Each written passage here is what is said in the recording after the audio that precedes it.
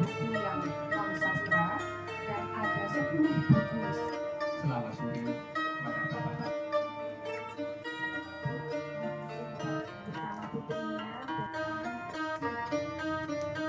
Karya-karya budaya Mas Purwatmadi.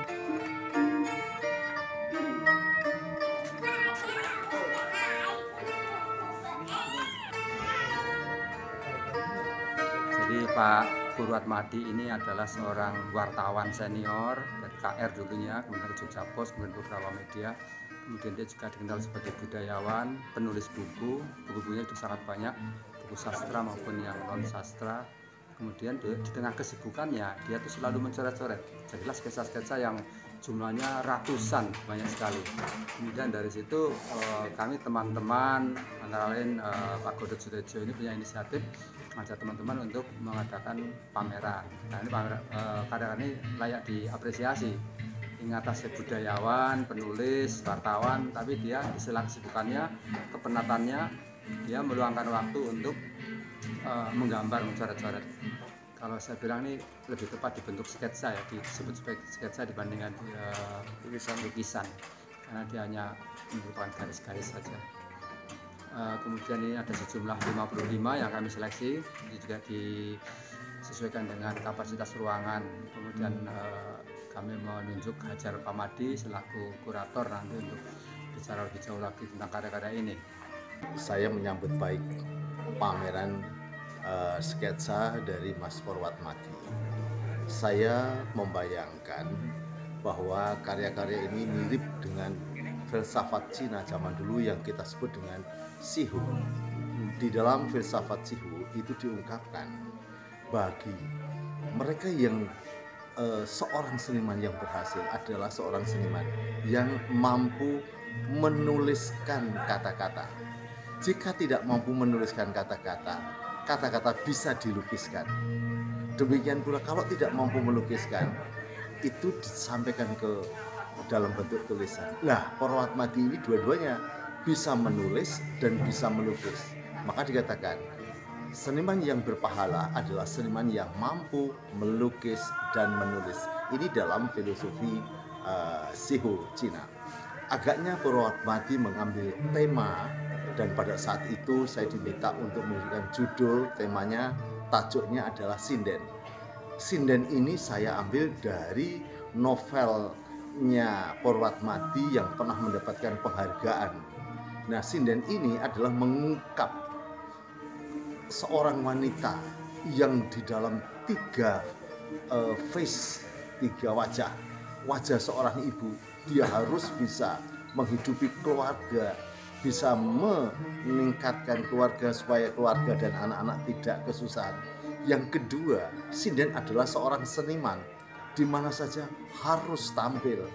Dan yang ketiga, seorang yang luar biasa, dikatakanlah negatif atau positif. Di tengah-tengah kesulitan, kesakitannya, seorang Sinden tetap harus tersenyum karena ingin menghibur orang lain. Nah, itu ada di dalam karya-karyanya, diungkapkan secara jelas, diungkapkan secara esensial dengan garis-garis yang tepat. Maka di belakang ini adalah karya-karya Sinden. Dia menggambarkan seorang wanita. Nah, karya-karya inilah yang kita sebut. Nah, pola-pola ini kita sebut dengan Sinden. Jadi Sinden di sini adalah representasi seorang wanita.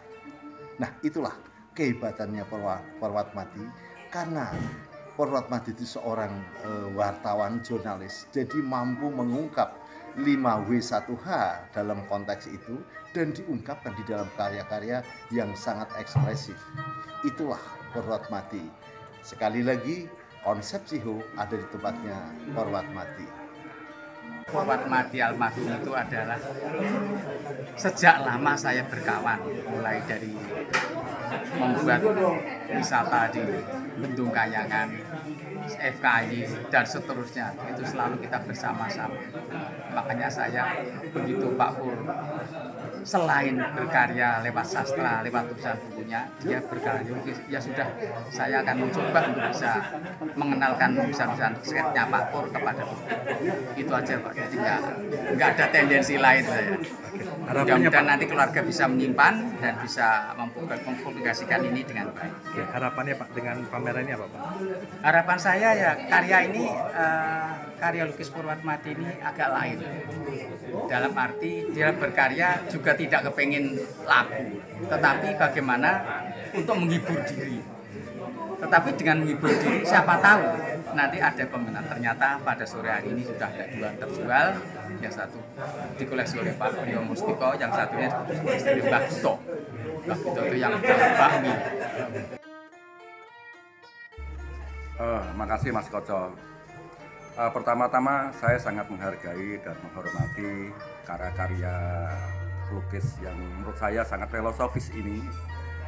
Saya melihat bahwa karya-karya ini jelas tidak sederhana karena Pak Purwatmati pasti paham sekali tentang filosofi Jawa. Itu pertama. Dan judul-judul di sini itu semuanya mengandung kearifan lokal yang berbasis filosofi Jawa dan sangat kuat di dalam orientasi pemahaman tentang budaya Jawa. Ini yang menarik.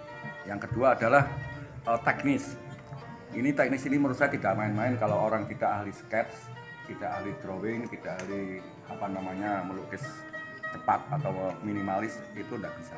Ini saya sangat apresiasi sekali bahwa karya yang cukup beragam dan banyak ini sangat enak dilihat. Kelihatannya sederhana kemasannya, tapi kalau kita lihat agak sedikit serius, di situ muncul aura, muncul pemanaan yang masuk ke benak kita. Itu Pak Sato. Berbunyi iramanya luar biasa. Salut. Itu memiliki makna yang baik karena penghormatan terhadap seseorang yang sudah wafat ya. Artinya karya-karyanya itu tetap dicoba untuk diungkapkan ke khalayak, karena ini sebuah penghormatan kreativitas terhadap seseorang yang memiliki kemampuan multitasking atas berbagai macam bentuk berkesenian, baik itu seni yang terkait dengan wacana maupun seni rupa. Nah, Mas Purwatmati ini adalah orang yang memiliki jiwa seni yang luar biasa, yang di sana tidak hanya sebagai pekerjaan tetapi juga menjadi hobi di saat dia berseni yang lain di sini. Jadi tumpang-tumpangan gitu ya. Pak, harapannya Pak dengan pamerannya apa? Ya, harapannya pameran ini memberikan makna yang baik terutama di keluarganya ya yang pertama. Kemudian yang kedua ya paling tidak keluarga yang ditinggal itu memiliki kebanggaan terhadap karya-karya almarhum, dan saya mengharap teman-teman yang kalau yang ada bersedia punya lebih ekonomi bisa mengkoleksi karya-karya, silakan datang di posnya Godot.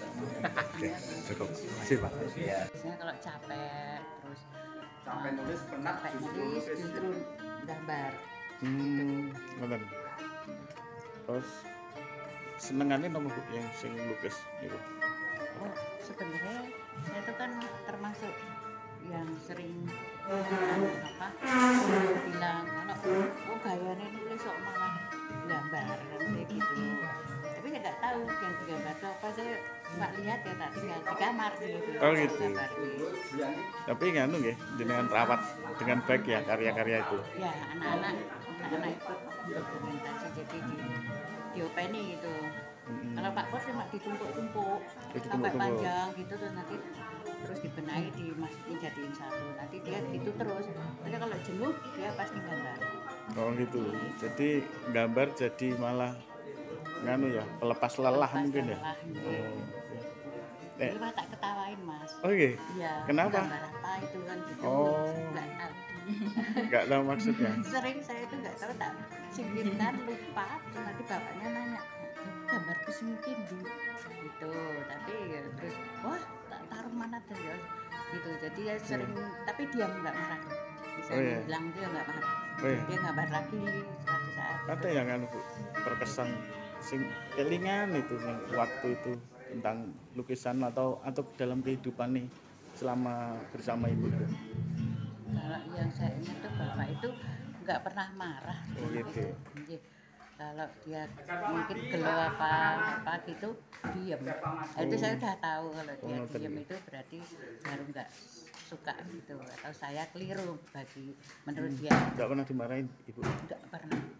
Luar biasa. Nek mbak sinten? Putra nih? Putra nganu ya? Namanya sinten?